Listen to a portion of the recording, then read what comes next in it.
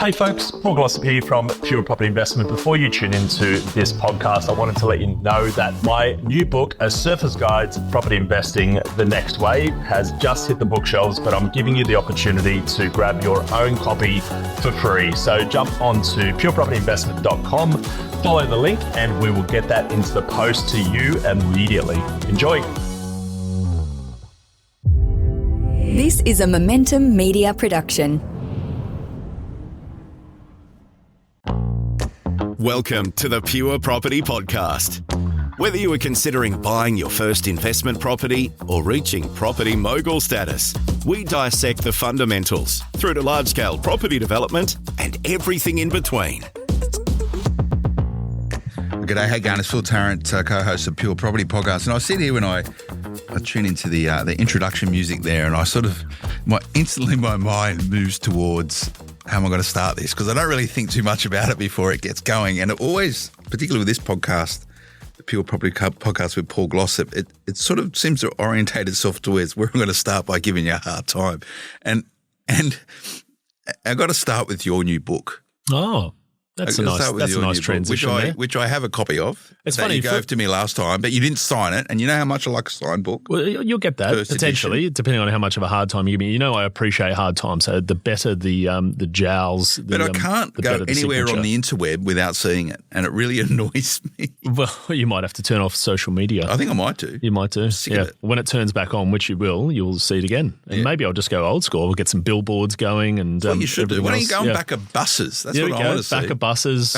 Local agents, the rest of it. No, look, mate, it's the book has since that podcast. You're going to tell me it's a bestseller? No, it's definitely not. But it's moving. It's frustrating some of my team members who are in charge of the distribution component of it. Oh, they're sitting there packing books and stuff. Yeah, there's a bit of that going on. You know yourself, Aaron. There's a bit of a logistical process that goes with all that. But it's been I could say it was a joy to write at particular points in time, but certainly is. I'm glad it's done. Yeah. We talked about children off air for a little bit there, and it's kind of almost like that process to a degree. And once you've kind of let them out. So you're not going to go again, that's it? Is it going to be a third instalment? I never say So when you got, what was it, the Service Guide to Property Investment and then the Service Guide to Property, the next wave? Writing the next wave. So when is it going to be like the last wave? The tsunami. The tsunami. Or it's going to have to dealing be with like the aftermath. Cowabunga or somewhere other. There's got to be something on like, when do you actually start getting into your sort of big wave surfing? Maybe that could be the next book. Look, going big or go home. There is chapters in there that talk a lot about the big wave surfing component, which is, realistically developments, large-scale changes to more so just the passive investment side. And that's probably the definition of going big and going out the back and taking off on some waves that you're not necessarily that comfortable with. And that's a big part of what we probably want to talk about today if I'm talking about a transition. And I like doing podcasts because often different sort of worlds or different sort of networks collide. And I think that's certainly the case today. Aaron Christie-David, who's the founder and director of Attilia Wealth. I've known Aaron for 12 or 13 years. That's crazy, isn't it? Yeah. And I remember, it probably wasn't the first time we met, but I remember it quite vividly, the Australian Broking Awards in 2011, maybe. Was that the first one? It could have been. Yeah. I remember standing down at the Overseas Passenger Terminal with you when you're at the Commonwealth Bank, sort of going, this is what we're going to do. And you're sitting there looking really fucking sure. Yeah. No worries. But you had the checkbook at the Commonwealth Bank at the time. So I was obviously trying to curry favour with you. And the Commonwealth Bank was the principal partner of that at that point in time. So you were, I guess, a banker guy for a while, right? I was marketing it. A marketing guy at a bank. Correct. And now you're a mortgage broker of the studs who also has a book. Everyone's got a book. You can't be in property without a book. Yeah, no, you can't. And if you are, then you got to ask, who are they? Well, book and a podcast, I guess. Book and a podcast. It's a well-tried. And a billboard, as it turns out. And I don't have a billboard or back of buses. But I think you as an author, Aaron, you're probably a bit more smart or erudite than Paul because you won an award. This is not a big up by anyway, but like, what is it? Something about home loans or something like that? I didn't really take too much notice. I just saw it and I went, oh, yeah, cool. Not at all. I don't get carried away. Look, the book is the Happy Home Loan Handbook. And literally, Paul and I were talking about this is like, look, mortgage brokers don't seem to have a voice. Buyers agents, financial planners, I think definitely have really strong voices, especially that authority space in the books. But when I was turning on Paul, I was like, mate, look, home buying hasn't changed for 50 years. Like the art and the science of buying a home, especially your first one, that hasn't changed. And the credit policy may move a little bit, for example, but the idea of going to a home, making an offer, getting accepted, getting a loan approved, and that's how the book's kind of broken down, how to get your loan approved, how to buy your dream home, and how to get on with life. I feel that's the part that a lot of people just forget, which is when you're home buying, life comes to an absolute standstill. Like your whole life revolves around it. Open homes, contracts, conveyances, auctions, missing out. And there's this whole emotion. There's probably a testing time as a couple. I won't say young couple because you look at the median first home buyer age, it's 37. And that's it's 37 now, is it? Yeah, that's the average. Yeah. So you think there's people, obviously being in broking, I see firsthand people that are much older, and then there's people that are younger that are getting into the property market. So for me, I was condensing down a lot of those conversations that I know have landed, success stories, case studies, putting that into a book, because first home buyers are so hungry that when I talk to them one-on-one, they can't retain any of the information because it's just so much coming at them. A book is something where they can just, at their own pace, absorb that information, come back with a better heightened level of like understanding of the process, and then we can in turn have better conversations. Yeah, I like chatting with mortgage brokers, and for those people who tune into me on the Spark Property Investment Show, I speak to brokers regularly. I'm a shareholder in a broking company because I believe in them so much, Finney Mortgages. So I don't want to give you too much of a plug because as the second best mortgage brokerage in Australia. I'm happy to play second fiddle, mate. But what I would say though is it's a very collegiate industry, mortgage 100%. Broking, and you see really good brokerages have really good tight relationships with each other because now there's 70+% of all home loans written through mortgage broking. When I started knocking around mortgage broking, it was about 20%, right? So it gives you a sense for the consumer demand, rapid consumer take-up of mortgage brokers, because why wouldn't you use a mortgage broker? The proposition's strong. Naturally, we're biased, but when you think about it, the whole thing makes sense. But you take a sea of 18,000 brokers, and that's probably why you talk about that top echelon of brokers are really collegiate, and because they just we want to see each other do well. But we swap notes all the time. Mate, you talk about I would talk even talking someone like Empower Wealth, Ben Kingsley, like you swap notes. You go, what's going on? What are you seeing? What's happening? What are your clients doing? And what that does is cultivate a much better sense of shared collaborative equity in this sector of everyone driving towards the same thing, and that's getting better outcomes for Australians. Now, on the podcast to do with Paul, the Pure Property Podcast, we're very much focused around property investment and how you can actually use that as a mechanism for creating wealth. How do you actually go about changing your life through using property as a vehicle for doing that? And what that is, you go back to Paul's book, I don't want to talk about it too much, but his sort of thesis or his position on that is if he does property well, he gets to do what he wants to do, and that's surf more, right? Like everyone's got something like that. It could be you want to garden more, you just want choice, right? So property is a mechanism for creating or cultivating choice in the future, even though you might not know what that is when you actually get there. So, the purpose of today's chat is to really drill in and understand what you're seeing in your client base. I know you work with a lot of really good clients who across the whole spectrum, starting from first home buyers, and which is your book sort of originated through to more sophisticated investors, and I know you do some investing yourself, but just thinking on mortgage broking for a bit, you win a fair few of our awards as well. Thanks, I see. Yeah. Again, look, I've got two small kids, mate. They don't really care what awards I'm winning. And do you come home with a bit of a bit of crystalware and put it up and go, Dad's got another one up next to the ribbon for first in the running race? What are you guys doing, mate? You slackers, you 4 and 6 year old. But look, the awards from my perspective are a lag factor. They reward what you've done in the past. So to me, I'm like, you can't get hung up on it, but look how good we are, because it's rewarding stuff you've done in the year gone by. But I think it's a good chance, especially for the team and clients, to go, hey, look, we've been validated. We're setting a bar for ourselves. And I think that's what's important, because I'll speak to clients like, we're looking for someone who's hungry, they're growing themselves, either their portfolio, they're ambitious. I'm like, that's us. Like we just want to keep setting the bar high, not only personally, but professionally, property journey. And then within our team, we're going, hey, mate, don't sit still.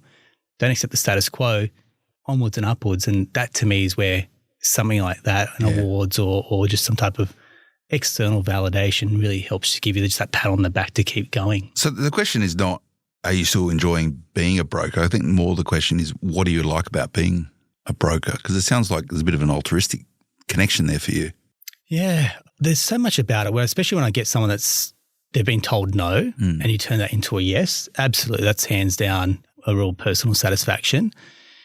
But for me, I see the impact that property's had on people's lives. I'm like, you never would have saved that type of money And Paul and I were saying before, like we've been going 10 years, and people that have been very, very early on the journey see where they are now. And you talk about freedom and choice. I'll never forget, there's a client that we've got, his couple of investment properties, I'm happy to sell them. He's paid off his mortgage, and we're talking a Sydney mortgage, which is ginormous, paid that off. And now he goes to work with a spring in his step. His wife can stay at home with their 3 kids. And he's like, this is what we wanted. This is what, so property has given what they wanted. It's living the enabler. mortgage free in Sydney. They're taking a few more holidays, enjoying life, and he's got no stress, and he's in a decently high-powered role. But now he's going, look, how good's life? I turn up to work because I want to, not because I have to. And you never need a billboard for like the reason to invest in property and then, use a vehicle to pay down your mortgage, because a 30-year mortgage and being a slave to that just doesn't sound right to me at all. Yeah. So how do you shortcut that? And one of the themes that we'll chat about today, but this is, one of the greatest assets you have as a property investor is time. A lot of people get caught up on, it's capital and deposits. Like probably the biggest asset you have is time, but time is finite, right? You can always make more money. You can't make more time. So those investors that work that out sooner rather than later are those which often get the best long-term outcome, but it's never too late. You can start investing in your 50s, your 60s. You just got to have to change the strategy. Strategy's different, yeah. Strategy to deploy, and that's the reason why you need a really good broker and a buyer's agent. I just spoke with a guy the other day, Paul, who you would know, and it sort of connected. Well, Aaron was saying Mitchell Burge on the Smart Property Investment Show, and he's an investor. We've known him for probably a decade or so.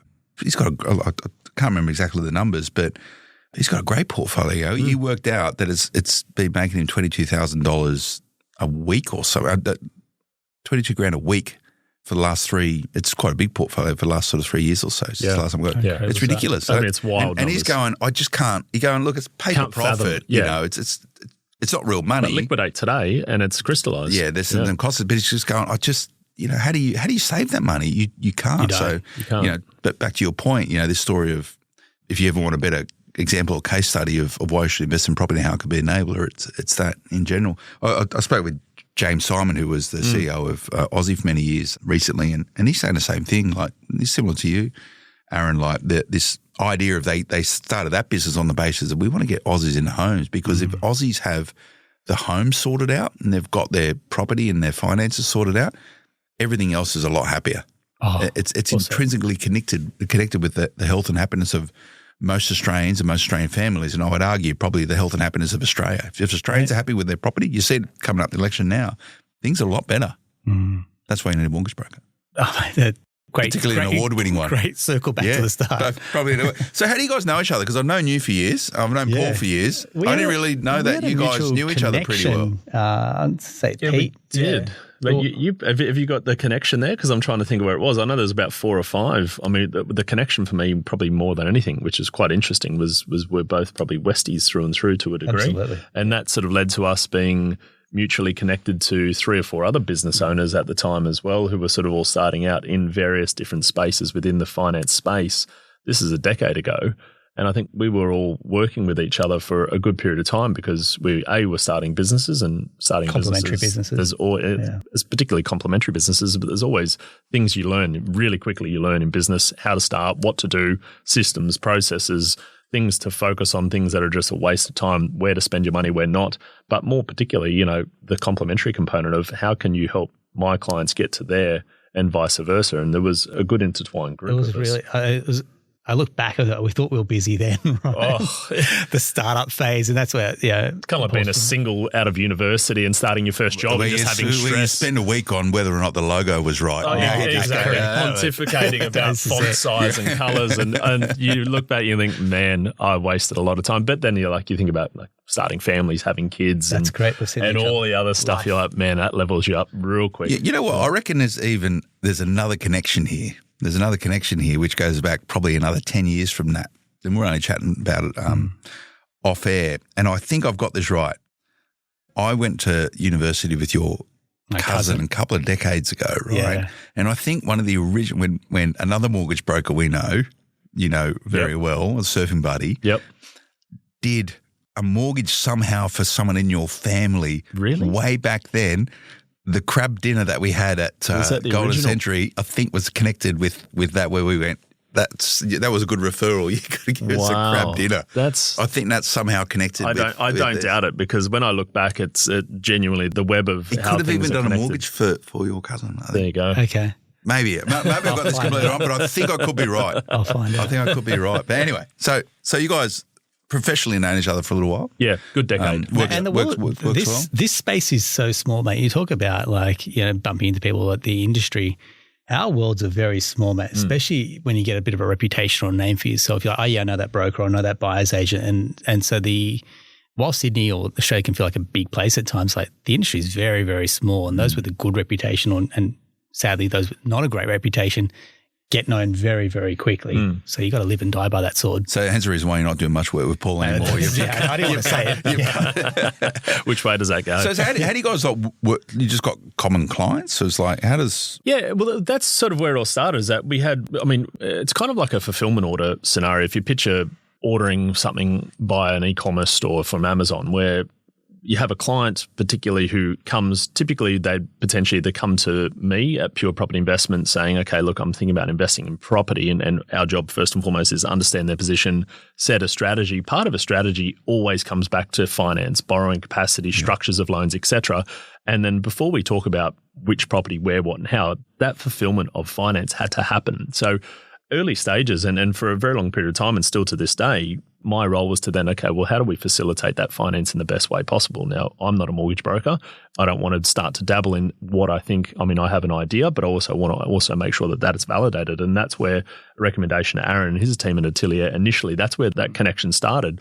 And I think it was vice versa. Aaron might have the same position to say, well, here's what you can do. Here's what the finances say is possible. But what you actually buy and where you buy it is going to be a big determinant as to what happens in the future. And that's, that was the genesis of our relationship, but also of this conversation today, because that decision you make as to what to do with that money, man, the domino effect and where that can lead you to in the next 10 years, it can go amazingly and it can go the complete opposite way, and it can be very mediocre in between.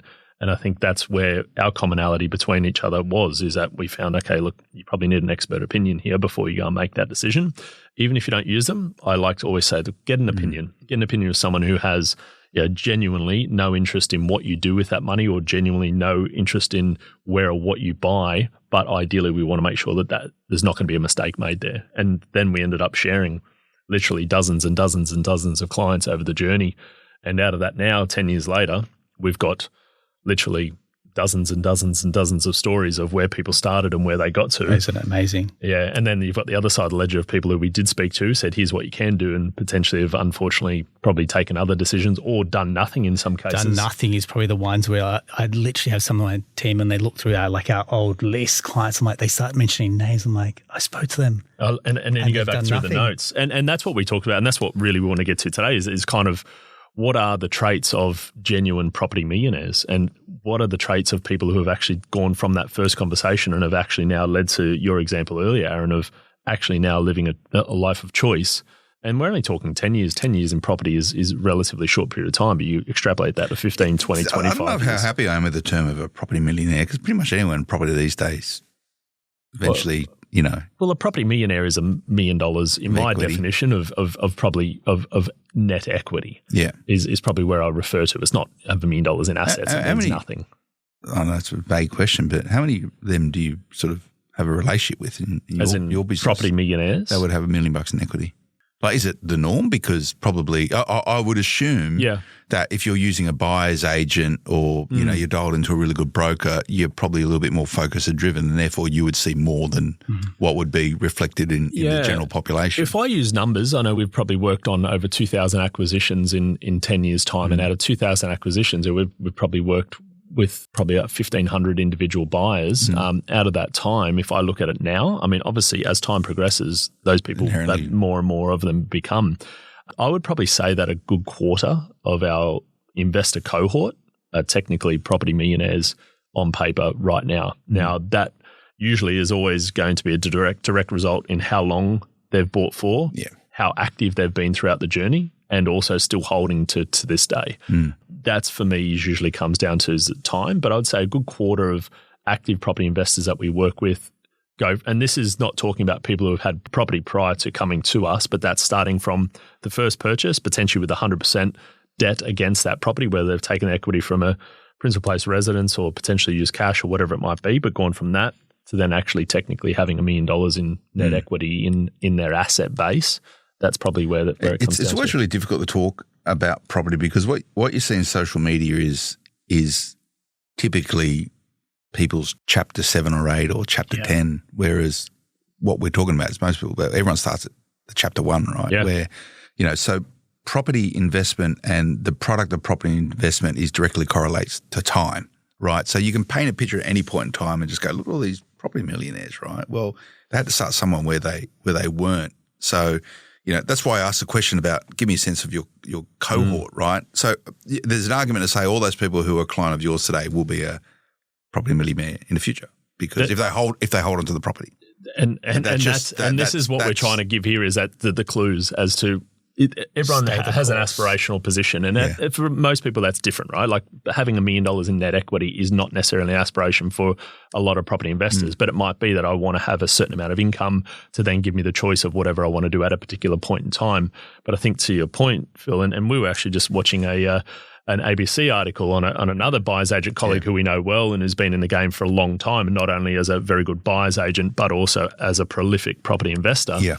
You look back at their story at their sort of their ground zero, it always comes back to they made that decision then. Yeah. And then they took that step to go there, and then they took that. But the ones who genuinely have made it, that they always have a story where it comes back down to. And I was actually sitting down with my mum last night, and we were talking about, the cost of living crisis and property, and I think we talked off air again about that too, and I'm sort of diverting, but I'll bring it back in a second. But it was talking about cost of living, and my mum talking about when she trained as a nurse way back when, and the fact that at that time she lived in a dorm with 5 other people, which basically was a shared kitchen, shared toilet, and she said it was squalor, and she was getting paid pittance, and it cost nothing to live there, but that was all she could afford at the time, and she basically ate cheese on toast and baked beans for a good 3 or 4 years as you go through your training, and then moved back home to then try and actually save more money while she started her career, and then ended up buying a property way out west for $33,000 in 1981, which is all they could afford at the time, my mum and my dad, which then led to that property increasing in value and held it over time. But I guess what I'm coming back down to here is to say, well, where does a cohort start? Well, they typically always start where they can afford, but the commonality is they hold. The commonality is they take action after they've bought, because almost every one of those people that I talked about that of our cohort of property investors, I could almost guarantee that none of them are property millionaires or net millionaires on paper from one decision.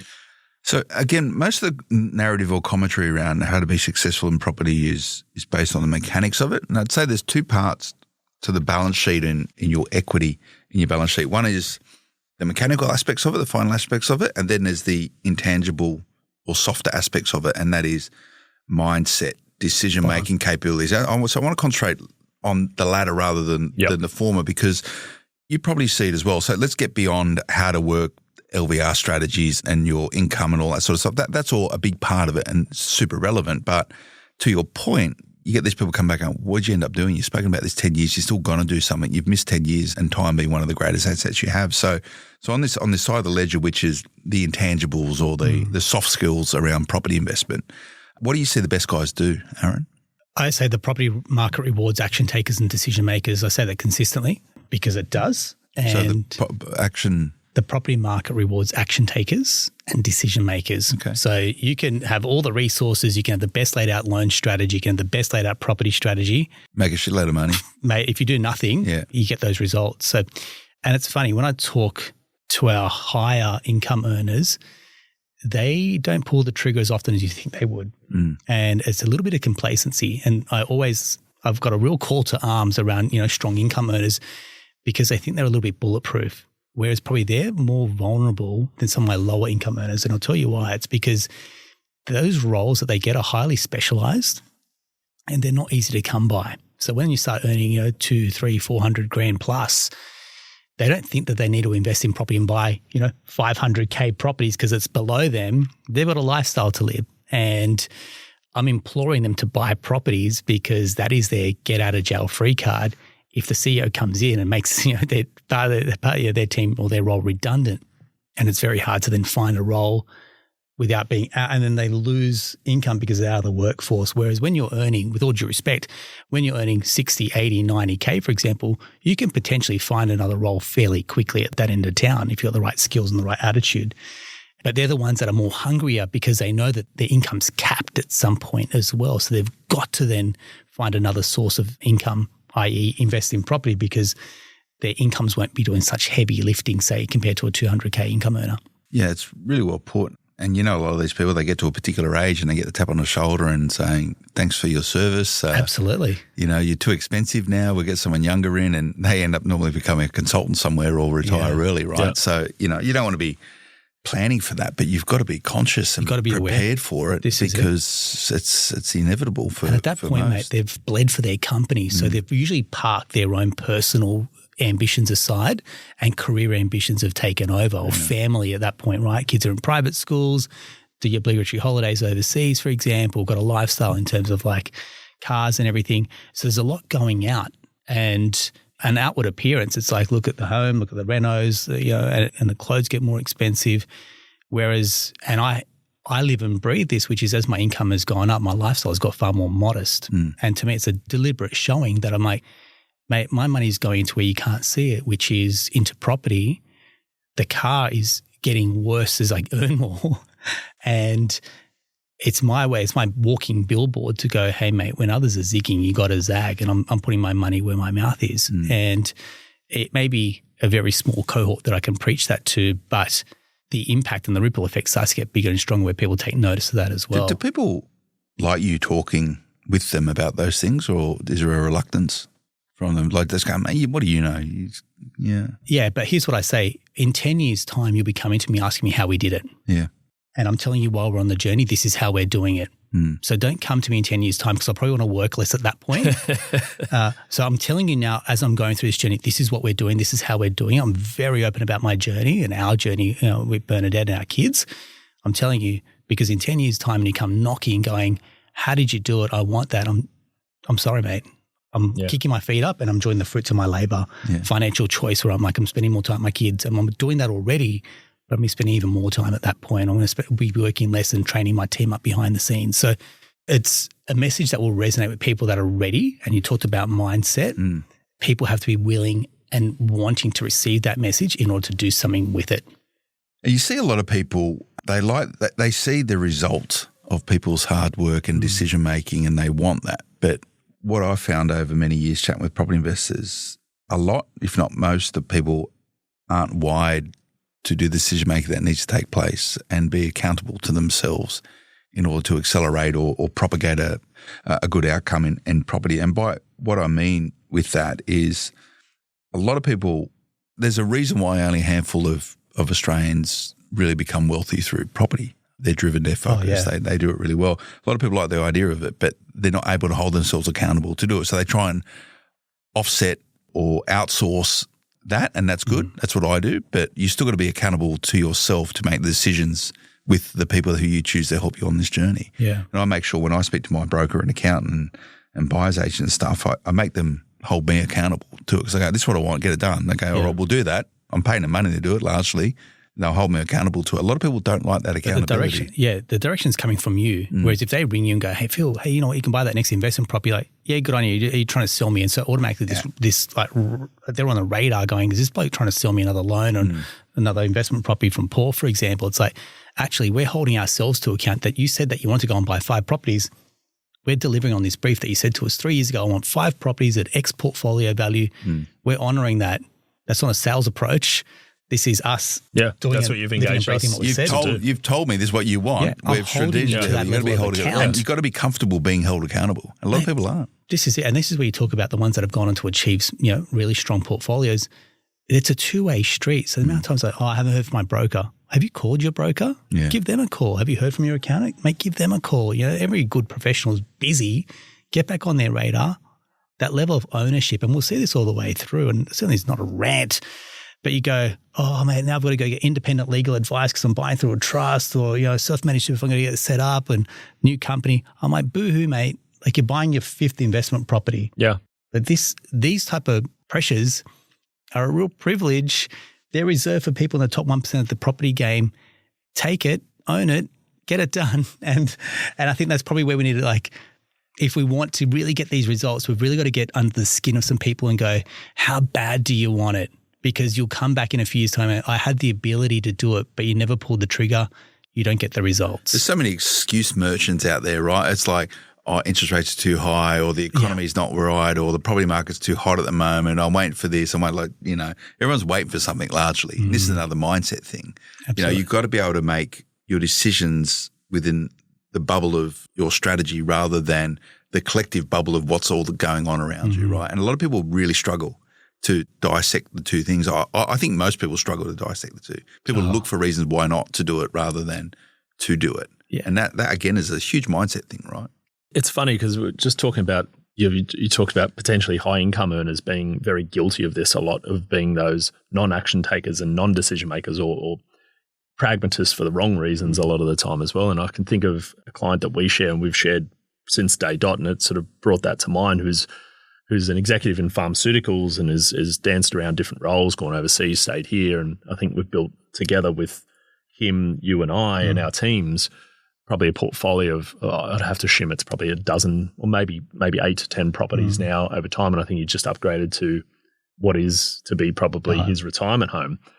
And this is a man and his wife as well, and kids and all the things, dog and aspirations within life to get to, but his mindset was, look, yes, I earn good money. Yes, I understand that there's a good pension for me at the end of the day. Yes, I understand I've got a share plan in my business or in the company that I'm with, and there is going to be some significant cash, but I want more than that. And I don't just want it for me, I want it for my kids, but I also want it for these reasons. And these reasons are very similar to what you just shared. And it's not to buy the newest Porsche. It's not to live deep waterfront for the sake of saying it's my show badge. It's to say, I want to be able to spend time doing what I want to do. And that typically revolves around being close to the ocean. And he's a guy who's self-motivated. He took those steps, and I can almost guarantee in 6 months' time I'll have an appointment in my calendar made by him. I'll proactively reach out, vice versa. And whether he's reaching out to you to get a health check on where his loans are, whether it's an equity release, whether it's now pushing to the level of saying, I can't get any more in my personal name, let's go down the trust, let's go down the SMSF pathway. He's never used these things as reasons why he doesn't do it. He uses it as reasons why this is why we need to now take this next step. And his portfolio is unequivocally now into the multi-millions as far as net position. And that started from one investment. Absolutely. That started from one single investment. And granted, he had a principal place of residence with some equity in it. That's where it started.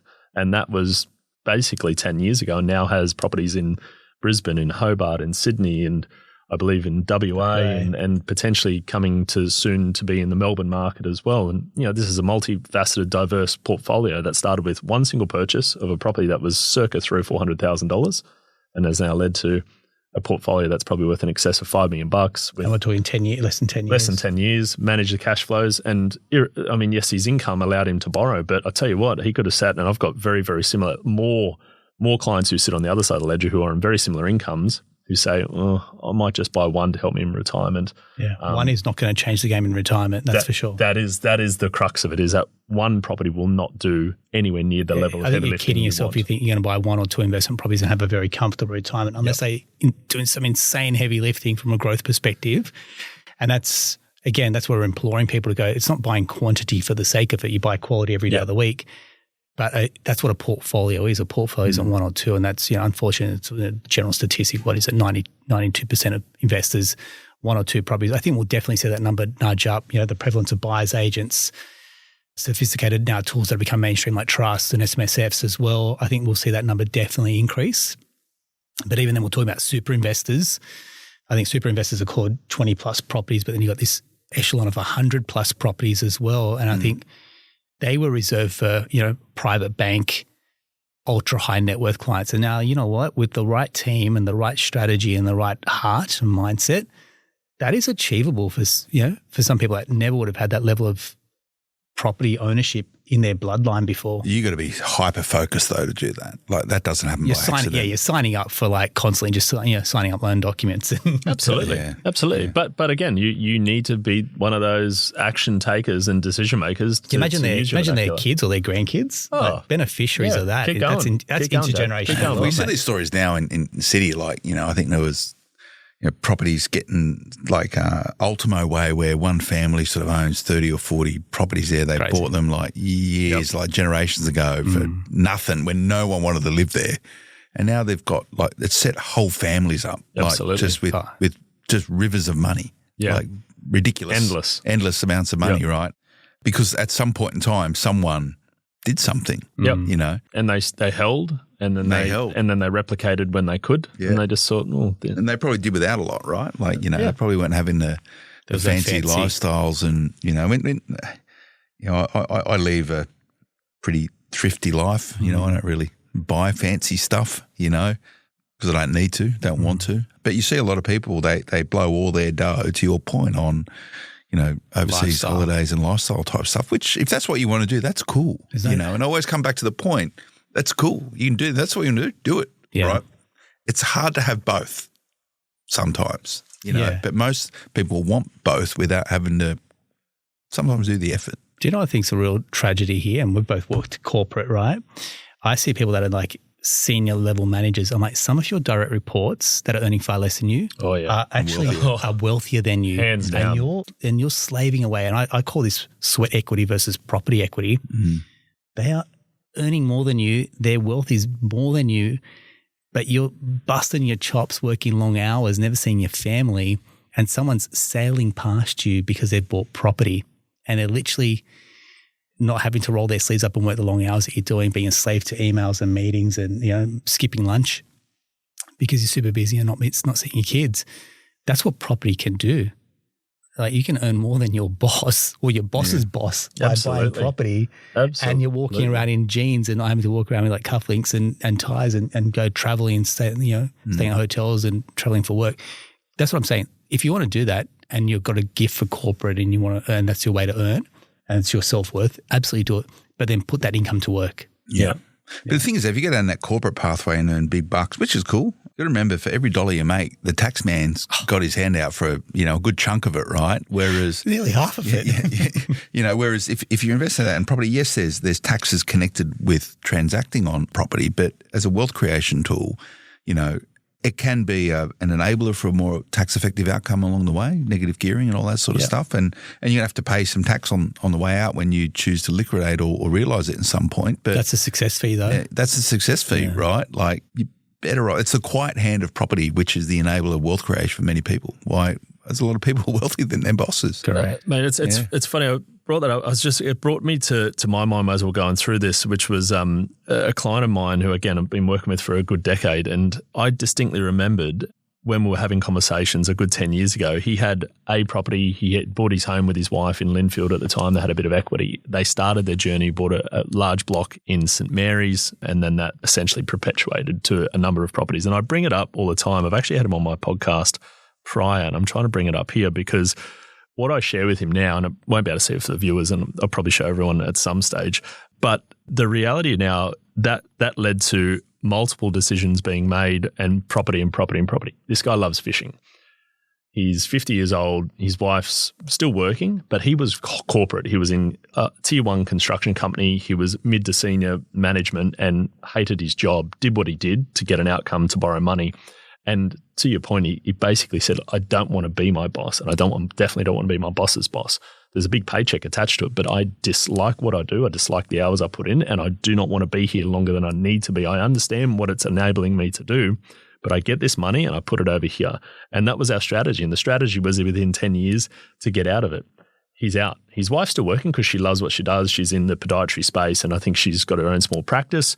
But now all I do, and literally we're done buying, and I'll show you guys this, and probably can't see it on the screen there. You won't be able to see names because it's probably not there. Just fish pictures. We just share fish pictures. So literally that's awesome. The words that we get is that fish in my lifetime. He takes random fishing trips to go to New Zealand to try and target a particular kingfish.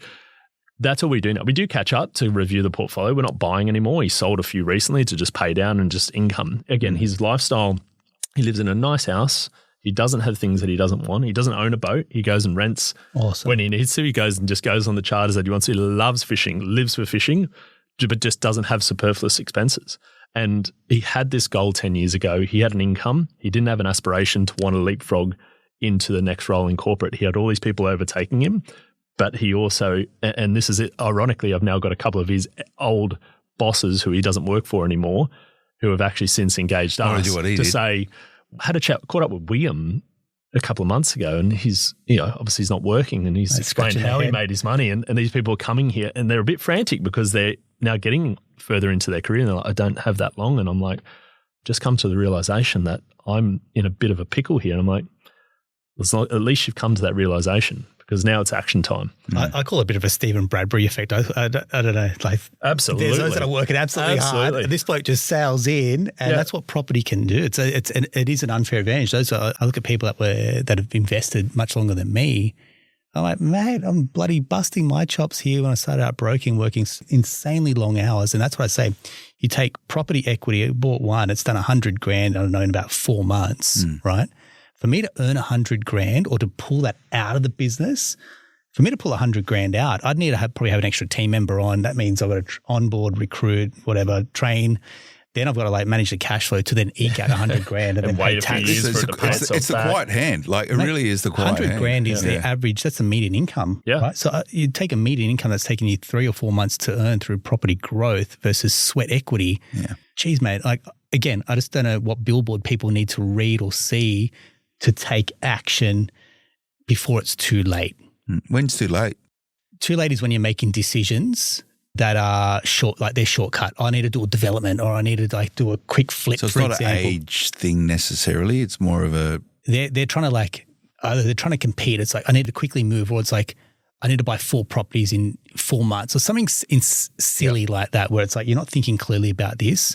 Like Paul's saying, you buy the right asset where you can, what you can, hold, then you choose to either use the equity, go again, or then you sell it at some point when it's hit that sweet spot in your portfolio. So these are time-tested, tried principles that have helped numerous buyers agents, numerous investors to build, sizable and healthy portfolios. Is that you talking as a property investor or as a mortgage broker? Both. Because yeah. Mortgage brokers, let's talk about advice for the moment. For mortgage brokers can't give advice on property, but they can give you conceptual ideas of how property works and how finance is connected with it. You can give advice per se on what's the right loan structure and you make recommendations on loan, and you're regulated under best interest duties. Yeah. But I'm PIPA qualified as well. So for me, I got to. You're a property investment advisor qualified. Mate. Okay, so you can actually give advice. I can give the advice. Again. I didn't know that. Yeah. Oh, that's cool. It is, and so that's something you may not know. I don't advertise that, and I don't cut into the buyer's agent space. It's just not a discipline that, you got to stay in your lane. Yeah. Yeah. But for me, I don't want to sit on the fence. If someone's coming to me to do their broking, mate, I'm going to give you, call it my opinion, a little bit of advice, for example, guidance, but you're actively seeking me out. I'm not going to sit on the fence and go, hey, you tell me what you want to do here. I'd hate that if that was my accountant. Yeah. I'm coming to you for advice and guidance. Lead me. And so I think that's what you need as a broker. You need someone that has that level of confidence. I'm recommending this bank and here's why we're doing it. Imagine just going, oh, you tell me which bank you want to go to. That's not active broking. And I can give an example, and sorry to cut you off, Phil, but I'm working with a client who's considering engaging our services right now. And I've set out a very, very clear strategy for him about a week ago, and I've been trading emails back and forth on what I sent to them, and they've been asking additional follow-up questions. And their context is they're someone earning $250,000 a year. They're in a good job, renting in the eastern suburbs, pretty classic mid-30s. They've inherited $700,000. Nice. They literally have that there sitting in cash. They've had that money sitting there for 2 years. They've been earning this money for about 5 years. They've been thinking about it. He's like, I've put a little bit of money in ETFs. When I say a little bit of money, about $70,000 in ETFs, because he's like, oh, I want to get a little bit of a return there. The money's sitting there in an interest savings account. Fine, it's 4.5%. It's not going nowhere, but it's certainly only just really keeping up with inflation. But in that time, he's looked at it, he's pontificated, and I've sent a strategy which included 1, possibly 2 properties to start with. You can imagine from your math would be immediate, like, look, you could do a large number of things with where you're starting, and most people don't have either the cash or the borrowing capacity. You have both, and you have time. But he's coming back to me with the questions about, and the strategy I've sent is, here's the 2 markets that I'd suggest. Market A is probably 2/3 of the way through its growth cycle. Now, you'll probably get 1, 2, maybe more 3 more years of growth from that market, and that'll probably take an asset from potentially $700,000 to maybe circa $850,000 in that time. Is that Perth? Potentially.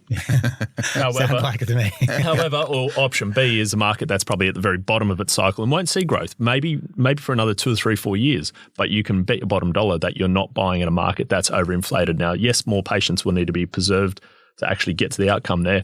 The reality is you could obviously do both immediately. And he's coming back with questions saying, why would you recommend a market that's 2/3 through? Well, his context to me is that he wanted to get immediate growth. And I'm trying to go back to say, well, A, you don't need it, because you've got more than enough cash on hand to perpetuate a portfolio. So most people need immediate growth if you want to accelerate a cycle and you have a very limited amount of money to work with up front, because if you buy that first property and you're priced out for the second and you're relying on equity growth to actually facilitate deposits. So this client might be listening to this, and no disrespect to them. Do you sit there and just go, I don't want to really work with someone like that, because I want you to take ownership to interrogate my advice. Exactly, Phil. And that's where I go back to them, because I usually give a fair bit of my time to these conversations. Because, to be fair, they haven't paid me a cent to give this opinion. And I have no bias on which way they go, but I have a preference because I know where the outcome will probably lie for their situation. And I do give them enough time, but eventually if they keep coming back and they ask the same questions, then I'm like, there's only so much I can put on the table here to say, here's my advice and my opinion, before I'd go back and say, you're probably not best positioned to work with us, because I know full well that if you do buy in a market and they get rapid growth in 2 years, they'll say, thank you, that was a great outcome. But in 5 years, when that market plateaus, I'll say that was a terrible decision. And conversely, if they buy that property, which doesn't do anything for the first 2 or 3 years, I'll say there was a terrible investment. They might sell prematurely. And then 7 years later, when they look back, they say, well, you bought me a crap property or you recommended a crap area that didn't deliver. But I said, well, ultimately, you need to understand that regardless of what decision you're making, if you're buying for a 2 or 3, 4 year outcome to get this really quick return for whatever reason, in my opinion, in general, property is not the avenue for anyone who thinks that you plow money into a market 2 or 3 years later, you look back and you're like, I've made an amazing decision. And this is the issue that I have with a lot of the noise around property investment at the moment, is that people are sold that is the norm and that's what you can expect in property investment. That's not the case. No way. Some people may just absolutely, to your point, get lucky and crack it and do whatever. But that's not normal. Property investments it's directly correlated with the time that you're in a market on the basis of buying good investments. But back to this particular client, I always say, if you're going to go down a pathway as a property investor of being a successful property investor, whether I'm a successful property investor, it's open for discussion. But you've got to be a good client, right? You've got to actually, like, if you're smart enough and we have the right mindset to go out and engage people to help you do this, you've got to be accountable to yourself. And the people that you work with, you need to instruct them so you get the best outcome you want. But they don't want nuisances, right? Like if you're sitting there questioning everything and justify it, most of the time they'll just go, look, you're not right for me, go away. Yeah. It's never happened to me. I know I piss a lot of people off, but you need a self-awareness to actually be good to work with, because the people, like you're showing, I can't remember his name, Mike or whatever. William. Like you obviously have a relationship there. Absolutely. Right. And you're there, you engage, you're connected, you're sharing photos. It's a good, warm relationship. Yeah. If you're using professionals to help you be successful in property investment, you've got to be the person they want to talk to and hang out with. Otherwise, numbers going to come. They're going to go, I don't want to talk to this person. Yeah. I just don't want to. Sorry. Well, I know what this conversation's about to be You about. need self-awareness. You don't want someone berating you all the time going, this. Go away. Yeah. Go away. Well, it happens in mortgages as well. Like, I think to Paul's point, I think when they start questioning, but I've never heard of this bank, for example, mate. If you think you're buying a loan, you've missed the point. Yeah. And it sounds like I'm like the anti-mortgage broker in that sense, going, I don't know, mate. Like the loan's the loan. It's simply the vehicle to buy the. I don't care what name the bank is. I don't care what the rate is. Just get the loan, buy the property. The property increases in value. Switch banks whenever you can, because when you're buying something, you have to then like change it. Like you think about buying property, there's stamp duty, there's agents fees, whatever it is. Buying so with a loan, you just change banks, mate. Like it's effectively you're just renting the loan. You're not buying it, you're just renting it. So it's so interchangeable. What are you getting hung up about it for, right? So that's where I'm like, and I can't articulate that clearly where people go, oh, I can see it. That's me in my professional sense just going, mate, this loan is simply a tool to go and buy property. Borrow as much as you can, go and buy as much as you can within reason. what's the problem here? It's a piece of utility, the home loan. Like, hey, Craig, I don't want home loans. No one wants a home loan, right? But AGL, I don't know who the next energy provider is. Do you actively look at who's providing the gas to your house? Like, man, I just need gas in my house. I don't care who's providing it. Just get it done. For the cheapest rate possible. Right, yeah. Cheapest rate possible. Same with internet and blah, blah, blah. It's like, it's just a utility, mate. The loan is simply that.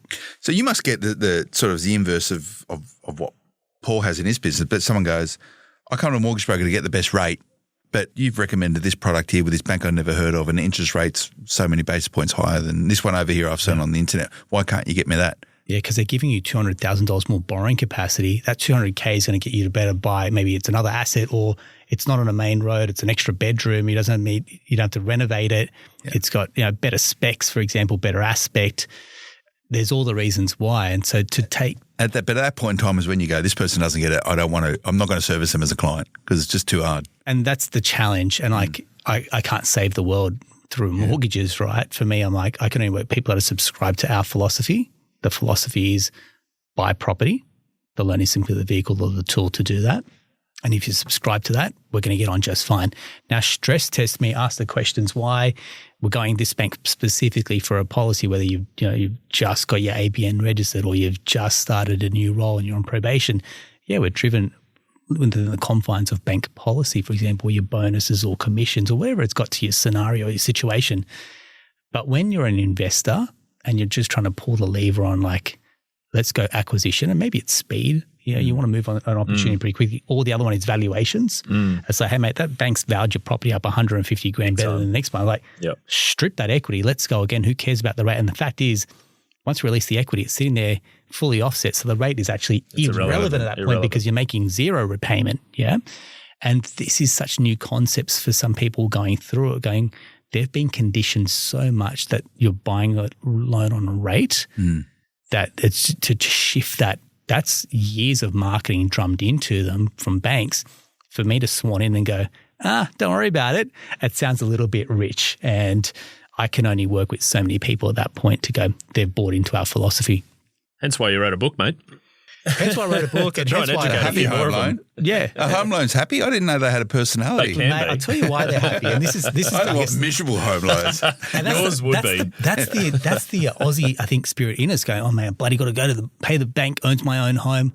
Mate, did you know if you're fortunate to be approved by a bank, you're in a certain percentage of the population that actually gets a loan. So banks thought of you highly enough to give you a loan that you can borrow. But the home that you've bought now means you're not renting, means you can add value, means there's equity in there to go and buy an investment property, gives you the security and stability that your kids aren't going to have to pack up and move every 6 months once you settle into a school. You get to be part of a neighborhood. Mate, I'm telling you, the best loan I've got is the home loan because where we've bought and the neighborhood that we're bought into and the lifestyle that we have, I'm telling you, mate, it's worth every dollar. I was variable the entire time those rates went up. I'm like, who cares, mate? I had to live somewhere. Absolutely. I'm going to live here. And this is one of the issues, it's probably for another time, but the fact that a lender will lend you money means that you've presented a proposition which satisfies their criteria, right? Totally. The issue we have in many ways in Australia today is that this idea of this entitlement that everyone should be able to own their own home, right? A lot of people will never own their own home because a bank is never going to lend them any money. Like that's the reality of the world we live in, so that's the third of the population largely that rents. And renting is a mindset. Renting is a mindset. People do it for a purpose of investment, but there's everyone else that has to rent, because they can't borrow money and they might not be able to borrow money because they don't have stable employment. They might be a gig economy worker. They work four jobs on apps. They might not have any deposits. Like this is never spoken about. When you see it in the media or within politics or in the chamber down in Canberra. No one's sitting there going offensive conversation to have going. But it's reality, right? Yeah. It's reality. Yeah. Like we need property investors to provide the accommodation for the people who banks won't lend money to. There's a reason why. And there's and that will always be the case. It's always going to be the case. That will remain. And there's always going to be certain cohorts of society who, for whatever reason, can't qualify for a loan. The system is set up to lend, and especially in Australia, I mean, we need to be quite gracious in the sense that the system is set up to effectively provide money to people who are responsible borrowers. Yeah. And that's a good thing. And that is why our property market has been so robust for such a long period of time. And to start to tinker with those edges, I mean, we've probably bandied on a bit about APRA's 3% handbrake and essentially buffer they've applied. But you know what? Through COVID, that probably it showed that it was a very largely valid bulletproof, tool. right? It's largely bulletproof. And within property investment, there's a property investment podcast. We're very fortunate as property investors because, you know, that's the nature of the way in which Australians live, right? A third of people rent, whether it might increase over time, just the nature of the beast, right? But there are two really important stakeholders as part of this equation as property investors. Number one is the Australian government. Number two is the banks. And we have some of the strongest banks in the world. There's good governance. They're largely bulletproof. Yes, there's a lot of hassles around trying to get debt. You know, you've got to qualify. Yes, there's buffers in place, but they're a really strong partner. They're a partner. They're stumping up part of the dough. And the other partner is the Australian government, who wants Australians to thrive and prosper and have homes to live in. And structurally, the tax system supports that. That's exactly it. So you're not investing in isolation. You know, you've got partners like, you know, Attilia Wealth and Pure Property on the tactical and strategic side, but then you've got structural support in the system. Yep. You know, we're singing to the choir, aren't we? Yeah. Hopefully we're preaching to the converted, and that's where it just kind of, I guess, galvanizes their plan to go, mate. If you ever need that billboard, I mean, you and I run businesses, three of us, and you just go, how you don't want to say the system's stacked against us, but how hard you have to work. Is it stacked against us? I reckon it's all behind us, right? Small business. Tailwinds. Yeah, small business, yeah. right? You go that you've really got to persevere, push. The failure rate is very, very high for small business, and those that, you know, it is survival of the fittest. Versus property investing would have a much higher success rate if you just held. Like, you can't just hold on to your business for a couple of years and hope it does well. 6.6 years you make money. That's the averages in property. If you are genuinely, so you got to have skin in the game to get in the market. Whereas you can't have skin in the game in business because just simply showing up is not enough. It's a lot more forgiving property investment as a wealth creation tool than being a business owner. Absolutely. If you get the fundamentals of it. Yeah. Right. There's a lot of business, small, medium, large business owners who listen to this podcast. I know firsthand because they've contacted me many times over. But I mean, business owners in themselves know firsthand how hard it is to run a successful business, but then use your business numbers to then display correctly what a bank's going to need to see to then actually use that money. We talk about corporate and medium and or mid-tier and senior executives within corporate and how much easier it is. And back to that's what frustrates me probably more than anything. If you're in corporate on a good gig, you are as best positioned to borrow money as anyone can possibly ever be. But then on the other side of the equation, if you're a small, medium, large business owner, I mean, props to you for getting to the point of actually having the funds ready to go. But man, I tell you what, to get money out, if you're ready to go in that space, for me, that's even more a call to arms, because if you have the ability to access funds from your business and actually display financials that allow you to borrow, the risk in business is so exponential. And the only good thing about running a business is you get to choose the 80 hours a week you get to work, right? That's the only benefit that I have in life. And you think, oh, yeah, I take Fridays off. I do. But I tell you what, I work freaking most other hours. And so do you, Phil, and so do you, Aaron. Like, we talk about we spend time, but we choose where we put that time. And then we go back to the desk and then we go back on the phone. And, you know, part of that has to be a payoff, right? And the payoff for me personally is I plow that surplus into property. If you're self-employed and you listen to this, how often then you start to build your business, you show some profit, and the bank then comes knocking, going, how much do you want to invest back into your business? Oh, yeah. How much debt? And we've been guilty of this, mate. We did a couple of acquisitions. Like, right, seems like a great idea. And then it's more sweat equity. And this is where that whole notion came. I was like, geez, mate, this sweat equity. And then when you go and buy a property, it's like, I had to not even lift a finger, and that property increased in value versus being so active and hands-on. Lazy man's you talk about business. Mitchell Burge, right? You talk about these people that you refer to, and like made $20,000 a week for the last 3 years and runs his own business. Can you imagine a business that does that? Like very few, passive. Very few business without your cogs increasing. Yeah, right. Most of our businesses are people businesses, so to employ and hire, love employing, love hiring, love managing. That's great. It's a real privilege. But at some point, there is diminishing returns because ongoing costs. Cost of goods sold in property investment, if you want to talk about sort of P&L type discussions around, and property investment, we're sort of going a bit longer. I'm happy to go a little bit longer. Yeah, absolutely. You know, property investment is a business, right? And for many Australians, it is the great Australian side hustle. Oh, absolutely. It's the best. It is the biggest best. ROI, if you've hands down. got a job, a PAYG, it's the best side hustle you can do is property. It's not drop shipping. It's not driving an Uber. It's not having a craft store at the local markets. It's not investing into a hamburger joint with some blokes. Look how active all those. You just cited off there. Everything is active there. It takes It takes you either buying that all before, and then you've got to sell it. Yep. So you've got this entire COGS ecosystem that you've got to manage, and profit margin, which is an outlay. Then you've got to like think about how I'm going to move this product. Versus every year on year, you're going to get rental increases. Yeah. Every year on year, you're getting tax benefits, for example. You can move into the property and sell it CGT free at some point if you wanted to, whereas you can't do that in our business. Like, we're going to sell it. I don't pay a massive tax bill. It's so predictable. Cost of goods sold, COGS. So this is the expenses you need to apply to a business in order to conduct the business, right? Interest, land tax, counting fees, water rates, property management fees. There's probably about 10. And it just won't change from that. Like now, what might change is the cost of those. Interest rates might go up and down and things fluctuate a bit. But it's so predictable and easy. If you set yourself up administratively, you can manage quite a large portfolio. I agree. Right? It is the great Australian side hustle. But people sort of get stars in their eyes and chase other ideas, seeing what they see on the internet, right? Get stuck into it. So you can actually be a business owner in Australia in largely a foolproof business, property investment, without betting a farm, right? That's what you should be doing as a PAYG employee. And if you're a small to medium business owner or a large business owner, make your money in business, parking and property. It's an old adage that's stood the test of time. You do the same thing. How did you reckon you got started in business? I reckon I pulled equity from my property. Absolutely. I had to be property backed to start my business. That was 100%. So I documented it, I think, in my first book, is that I basically… My first book.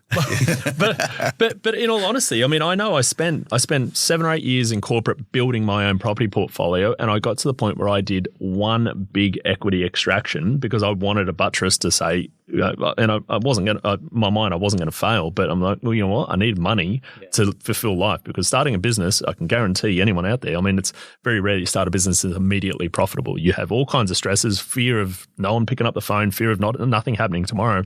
You need money there. And that came purely from me having a relatively large portfolio before I quit my corporate job, extracted that equity because I showed that I had an income. And then obviously from there said, okay, look, I've got money there. Here's the risk we're going to take. Let's go and do it. Money's sitting there available. And essentially it was just a low interest credit card. That's effectively what I had available to me, but I had a lot more cash than I could get available to me than I could from a credit card and at a lower interest rate. And I see business owners that are locked out of the property market for so long because their businesses are not profitable. And you go, the opportunity cost that comes with that. And then when businesses go on to make big profits and then they go and buy the machinery, they upgrade mate, we're victim to it. I've been open about our journey. We bought the big commercial site, going to make it our next broker headquarter. And that locked us out of the property market for so long because I had this giant commercial debt, for example, and then the fit-out cost that came on top of it. Maybe we could have bought, I reckon, 8 investment properties in that time for that relative cost. Now, we were talking before, like that will come good once it's completed. We've got tenants in there, and we'll eat a bit of glass for call it the next 12 months. Have you done the fit-out yet? Not yet. I've got a guy. Oh yeah, you certainly do. Got it. I've got a guy. He knows the guy. Yes, does he know the guy? Yeah, absolutely. I've got a guy. You've got a guy for most things. Yeah. But I look at that as like, again, you just fall into the trap as a business owner. Go, I'm going to keep. That's not the goose that lays the golden egg. It's property, and it's quite often you can just go.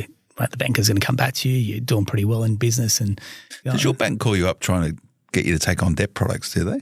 Oh, this is my world, right? Yeah. So they're constantly just saying, look, here's what, and we're around it because a lot of our clients are self-employed. So it's like, here's the latest self-employed. And, that segment was, I feel like, so underserviced years ago to the point that now they're rolling out policies for self-employed that I'm like, they're whiz-bang policies that are I feel a bit neglected, for mortgages and commercial. I get no resi calls commercial, from my only banker. for property or just commercial finance in general. No, everything. Like cash flow lending and all that sort of stuff. Cash flow, small business that, you had to show 2 years worth of tax returns at the start. Now I'm like, you could just show pay slips and just show you getting, and you look like a PAYG employee. It's like, you just give me a notice of tax assessment. We don't even need to set tax returns. It's like, they are some very lenient, easy policies. And if you want to pay a little bit more. Banks want to lend money, right? So they make How many calls do you get from your private banker or your business banker? Never. I get none. Never. I feel for completely underserviced here. If you want debt, I can help you out. Look, but I'm the one going to them. I've got a big development deal that I'm trying to get through now, and I know like the amount of things I'm having to proactively go to them about. And this is not the first deal that I've done with them. And my banker, if you're listening to this, and I think you do. We share the same banker. We do. We definitely do. And they work for the NAB, and NAB have been very good to me. I've been very happy They've with been very good. I'm not going to, and I yeah. actually have been very happy with my banker, but I do want you to proactively come and buy me a coffee and ask me what I'm thinking about doing next, because I'm the one who has to go to them. Yeah. That frustrates me now because I've heard Aaron's there getting swindled I never get caught. Occasionally, American Express will call me up saying, because I want you to spend your points. Mate, that's for sure. I never never taken on debt for business, which is quite a nice position to be in. Well, it's not for business, but like he knows that my business is property, but also my property business, anything that I can use from that, I reinvest in property. I mean, I'm certainly always trying to reinvest in property. Didn't we do a podcast on this once? I think so. I think we talked about getting him on here. Actually, I'll reach out to him after this. His name start with A? It does. Yeah, it does. Okay. Yeah. We're going to get him on here. I think I've spoken about him on the podcast. He's a really good guy. He'd love to come on here because he's got some really, really good stories with small, medium and large businesses and how these people have done really well in property. Didn't you have and I think we spoke about this, so I'm not talking out of school. Didn't you have what do you call it? Like a line of credit to go out there and buy property? I did. Did you do anything with it? Yeah. Okay. Absolutely, I did. Yeah. That's all I do. I don't leave money sitting. If I've got lines of credit, I will move, and that's like I am itchy trigger finger. If I know that there's funds available, I can always look at property that I know is a good investment. Yeah, whether it's investment, I probably sit somewhere between. Like I could be doing a lot more as a property investor than what I do. Like I could be doing a lot more. You need to get revved up more, I think, Phil. Someone needs to push you out of that comfort zone a little bit. Maybe, but I'm a simple man, simple life, simple pleasures, simple needs. Fried chicken dim sims. But I always enjoy having.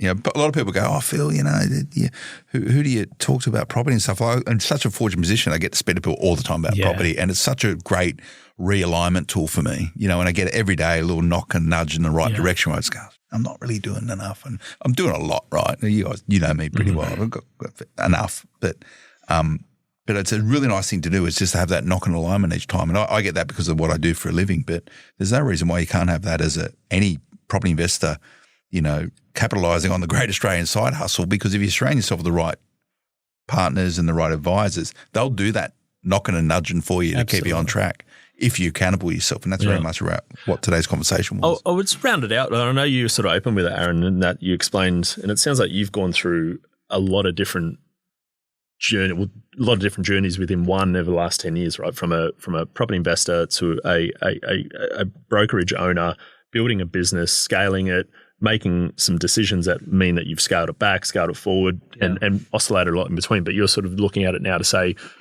when you talk about your lessons and trying to motivate other people, you're saying, look, 10 years, like you're showing people your journey, and you're saying, look, 10 years' time, my intention is to not be doing what I'm doing in the same capacity.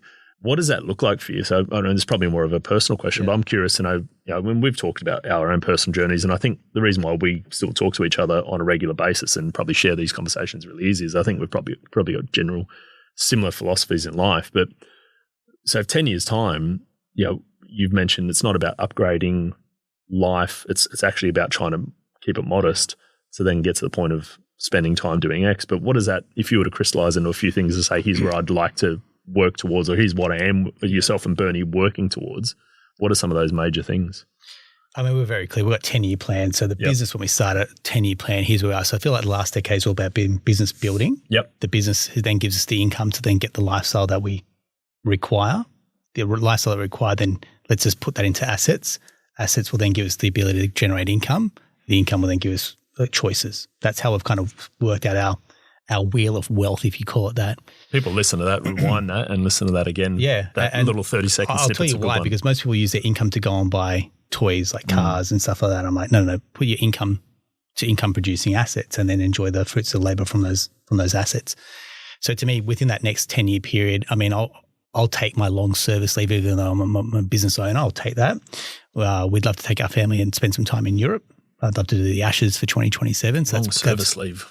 Right. I thought about that. I know, right? I know, because I'm like, look, mate, I'm part of the business and I'm paid my dues as well. Yeah, absolutely. I'm sweat equity. So for me, I'll take our family, we'll do a Europe trip. And I think for us, I want to chase the Ashes and go Formula One over in Europe. So that's my dream. Things like giving our kids memories, like, you do the Disneyland trips. But for me, I'm like, that will come off the back of the fruits of our labor, which is from property.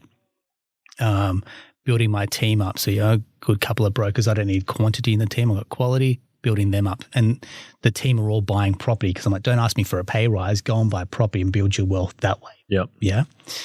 And then to me, the choice. So for me, I love training. So for me, I still want to be active physically. So I want to train. I love going overseas and training, for example. So I want to do more of that. Just like you guys love going on surfing trips.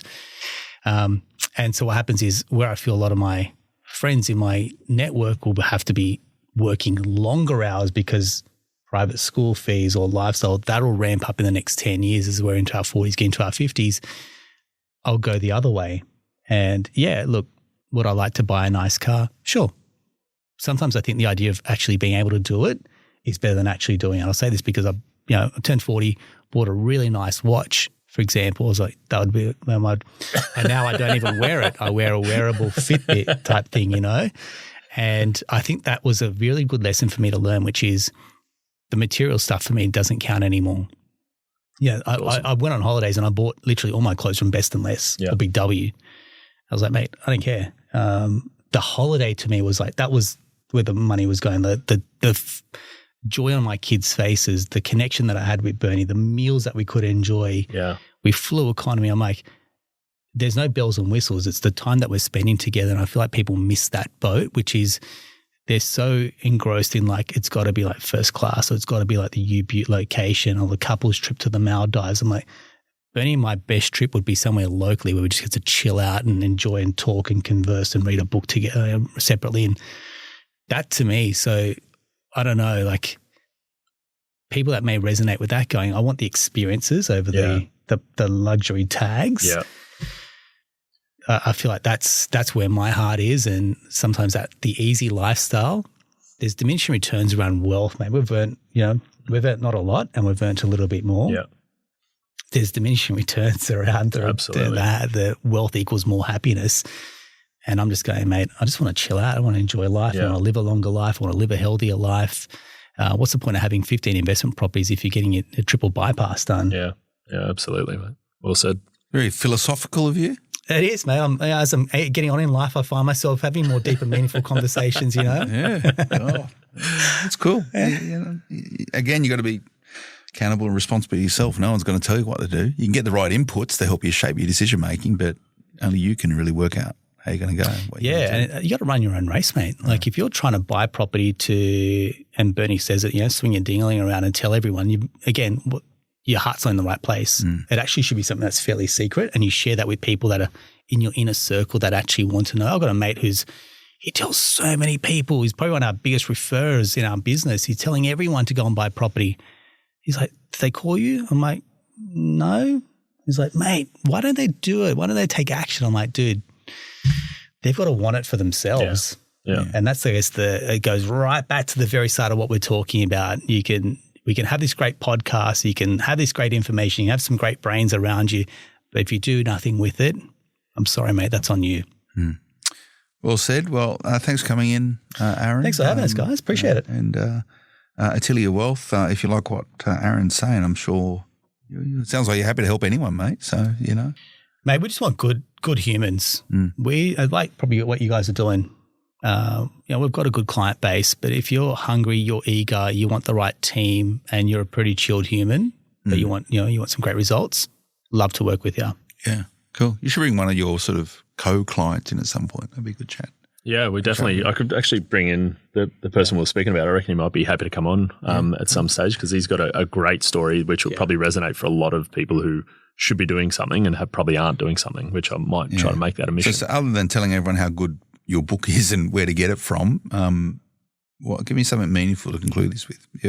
You guys ramping up, getting ready for Chrissy. You've got time in the calendar to chat to you? I'll tell you what we're doing, and we do this time of year, the last quarter typically of every year, we try to reach out to our entire client base, and the entire region we reach out to our existing client bases. We do 12-month, 24-month, 36-month reviews, and we actually go through that. And it's kind of like our Christmas card scenario where we're saying, hey, haven't spoken to you for a while.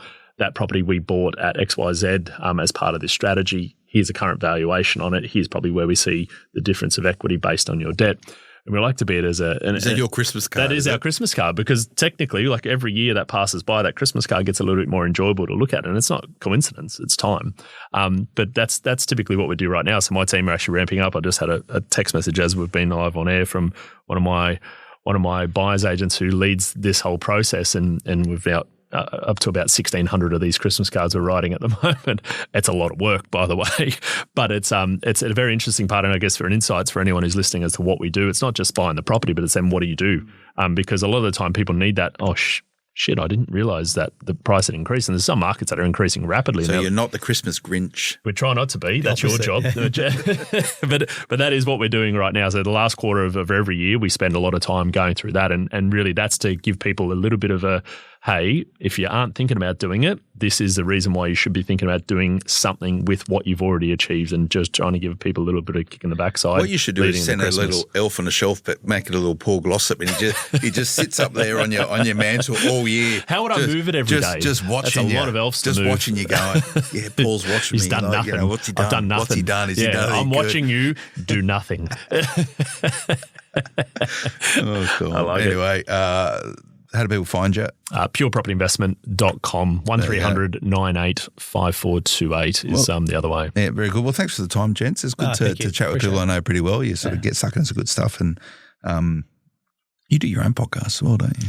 I do. Am I allowed to give it a plug? Absolutely, man. Plug away. I think the Australian Property Investment Podcast is the one that I host. Again, same thing, mate. We bring on some great guests. I know Paul's been on there. Phil, been asking you, mate. Yeah, so come on. I'll get you on there. Mate, one thing I don't do is not a lot of podcasts. Hosting. I don't think like the tables turn on you. It's the reason I don't like being asked questions. Yeah. I do the asking around here. Generally, life in general, I much prefer being on this side of the microphone. That's why you're in journalism, mate. I do the asking. Yeah. I don't like.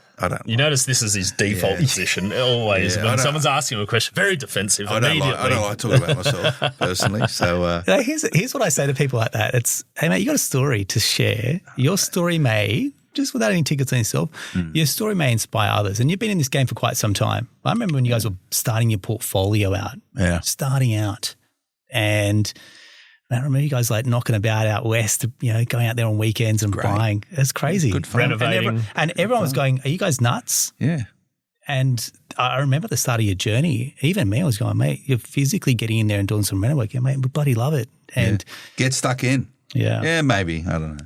Maybe that's it. That's your biography. Maybe that's a Phil Tarrant. Get stuck in. Get stuck in.